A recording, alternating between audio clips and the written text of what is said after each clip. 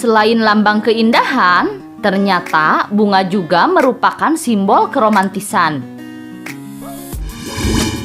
Dan bicara soal bunga, di video kali ini saya akan coba berkreasi tentang cara melipat celana dalam transparan berbentuk bunga. Bersama saya Rara Manyunyul di channelnya Mentul Mentul.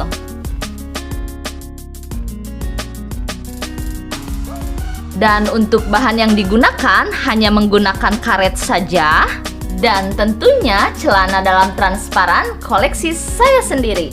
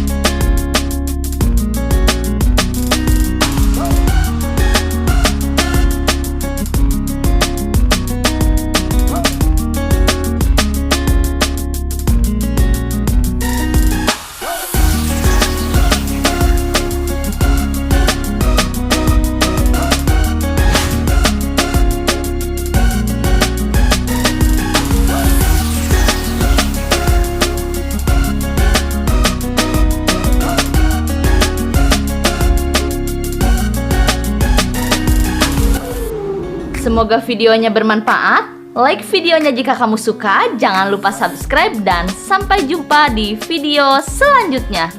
Dadah!